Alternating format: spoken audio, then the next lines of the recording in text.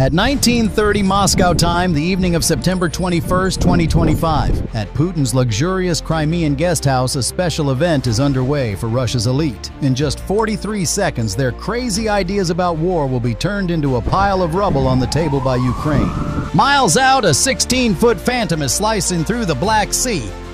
This is the Magura V5, a Ukrainian drone boat.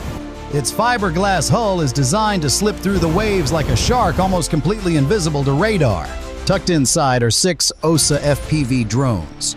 Think of them as 13-inch guided missiles, each carrying a 1.5-pound shaped charge. This warhead is designed to turn the explosive force into a superheated jet of metal moving fast enough to punch through concrete and steel as if it were paper. The Magura is now closing on its target, the Foros Sanatorium. This is the private playground where Russia's war criminals come to relax, nestled next to 4 state-owned dachas, where the FSB draws up their next wave of secret plans. Taking this place out isn't just about embarrassment. This is about ripping the eyes out of their war machine and securing Ukraine's vital grain corridor. At 19:31 local time, 3 miles from the coast, the Magura slows to a crawl. Its bay doors open and one by one, 6 silent shapes slip into the Black Sea. The mothership provides a final 10-second laser guidance lock, then melts back into the shadows, its mission now in the hands of its children. The 6 Osa drones accelerate instantly, hitting 60 miles per hour as they skim the surface low enough to taste the salt spray.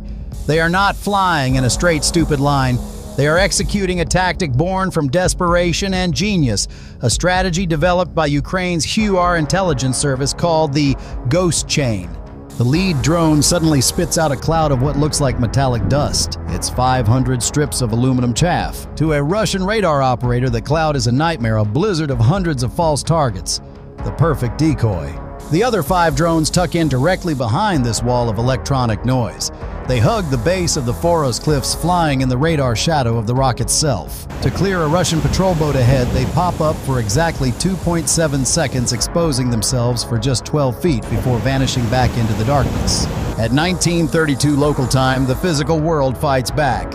A brutal 20-knot wind gust slams into the swarm, and it hits drone number 3 the hardest, the one drone with the corroded antenna. Suddenly, the 2.3-degree targeting error is no longer a future problem. It's a flight stability nightmare. The drone is bucking like a wild horse, its AI struggling to compensate. Hundreds of miles away in a concrete bunker deep beneath Odessa, an operator watches his screen flicker. His hands are slick with sweat as he fights the controls, trying to manually tame a 13-inch machine being battered by a storm, all while flying blind behind a wall of chaff. The entire mission now balances on his fingertips. On the shoreline, a Russian Spetsnaz operator is sweeping the cliffs, peering through a $10,000 thermal scope. He's looking for a flicker of heat, a ghost in the dark. It's a boring routine patrol, until it isn't. At 19:27 local time, his scope flares up. A hot signature moving fast, a target. He raises his specialized drone gun, a weapon that fires a focused beam of electromagnetic energy. Miles out, the decoy drone's electronics are fried. It erupts in a shower of sparks and plunges into the sea. A successful kill. As he radios in his victory, he has no idea that the real swarm, the 5 invisible assassins, are slithering past him in the darkness below the cliff line. He just won a battle against a ghost. But his radio call awakens the real monsters. 30 seconds later, the radar screen at a Panzer S1 battery near Yalta lights up like a Christmas tree. The operators don't see 5 small drones. They see what the chaff cloud was designed to show them, a single massive signature moving at 60 miles per hour. The system's computer screams one word: enemy. A command is given. A $20 million air defense system locks onto the cloud of aluminum foil. A multi-million-dollar surface-to-air missile ignites, accelerating to Mach 3 in seconds, racing to intercept the threat. In the bunker in Odessa, the Ukrainian operator watches the missile track on his screen and smirks. "Go ahead," he mutters. "Waste your money." The missile impacts the cloud with devastating force, vaporizing the aluminum strips in a flash of light. The Russians think they just scored a direct hit. In reality, they just punched a hole in the air. They just declared war on a shadow. And while all eyes are on the Phantom, they just killed the Magura V5, now 10 miles offshore, plays its final card. It begins broadcasting a fake electronic signature mimicking a much larger vessel. On the screen of a Russian patrol boat, a new priority target has just appeared, drawing them further out to sea and clearing the final path for the swarm. The trap has been perfectly set. At 19:28 local time, the sirens across Sevastopol scream to life.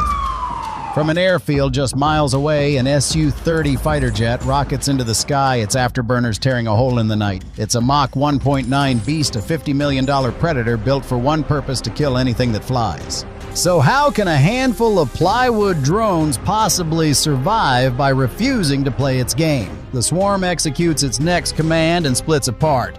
Two drones drop even lower, becoming nearly invisible in the sea clutter. The other three climb to 200 feet. Suddenly, the Russian pilot isn't hunting one target. He's trying to solve an impossible geometry problem with threats at multiple altitudes, all maneuvering towards a no-fire zone, dangerously close to the supposedly civilian dachas. He can't engage them all. Frustrated, the Russians unleash their digital hammer. A 5-mile-wide blanket of electronic warfare descends, an invisible hurricane of radio energy powerful enough to deafen any machine. The operators in Odessa watch their control links fill with static. For a moment, the drones are on their own. But the Osa's AI simply ignores it. It's like a teenager putting on noise-canceling headphones to tune out their parents. The system no longer needs GPS. Its internal gyroscopes feel every turn, every dip, every acceleration. It's now navigating by instinct with 98% accuracy. You can jam the sky, but you can't jam the laws of physics. However, the fight isn't just in the air. On the ground, the Spetsnaz teams are waiting. They deploy kinetic nets and open fire with thermal-guided machine guns. A stream of tracers connects. One of the Osa drones disappears in a flash of fire, a brilliant momentary firework against the dark cliffs. One down, 4 to go. In the Odessa bunker, the operator wipes sweat from his brow. His screen flashes the most important number of the night, 20 seconds to target. He grips the controls. Hold steady, he breathes. Just hold steady. Russia has a cheetah, Ukraine has a fox. And in a game of hide and seek, the fox always has the advantage. The Russian defense network is in a frenzy. They are throwing millions of dollars of ammunition at the sky, hunting for the last 4 drones. It seems like a losing fight for the swarm until Ukraine plays its ace. At 19:29 local time, one of the Osa drones completely changes its electronic signature.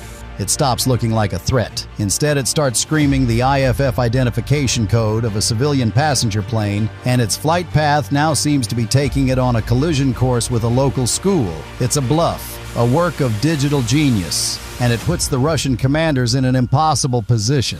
Do they fire and risk an international incident by shooting down a passenger plane over a school, or do they hesitate? That hesitation is all Ukraine needs. On the radar screens in Sevastopol, confusion turns to panic. Conflicting orders are shouted. The entire air defense system, from the billion-dollar S-400 to the Spetsnaz soldier with his rifle, freezes for a few critical seconds. They are so focused on the phantom civilian plane that they've forgotten about the real threat. And while every Russian eye is turned, the 4 real attack drones slip through the chaos emerging from the radar shadow of the cliffs. They are now completely undetected with a clear line of sight to the Foros Sanatorium.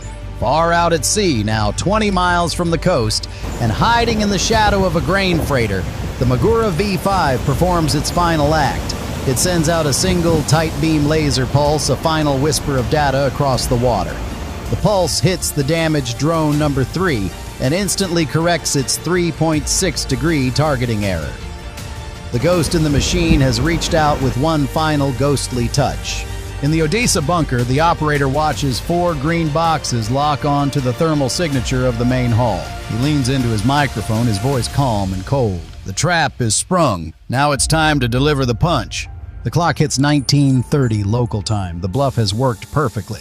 But it's over. The Russian commanders realize they've been played, and their hesitation turns to pure rage. The Panzer system comes alive, its 30-millimeter cannons opening up, spitting a wall of steel into the air at 4,000 rounds per minute. The sky erupts in a storm of explosive shells, each one designed to shred an aircraft. It's a desperate final attempt to stop the inevitable. But the 4 Osa drones don't try to evade. They don't scatter. They converge. Like 4 avenging angels, they dive through the curtain of fire, lining up on their single point of attack, the main hall of the sanatorium.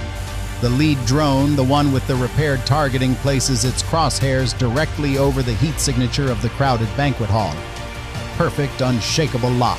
In the Odessa bunker, the operator's voice is ice. Fox 3, release the payload! The command is given. This is the Staffetta, the baton pass.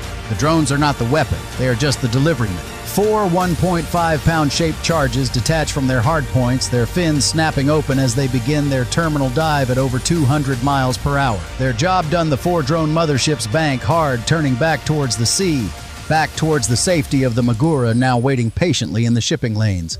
The operator in the bunker doesn't wait to see the impact. He stands up, slapping the console in triumph. "Delivery complete," he shouts to his team. "Now we get the hell out of here." Inside the dacha, the party has turned into a nightmare. The distant thunder of the Pantsir's cannons is now a deafening roar. A Spetsnaz commander screams into his radio, "Swarm fire at will, fire at everything."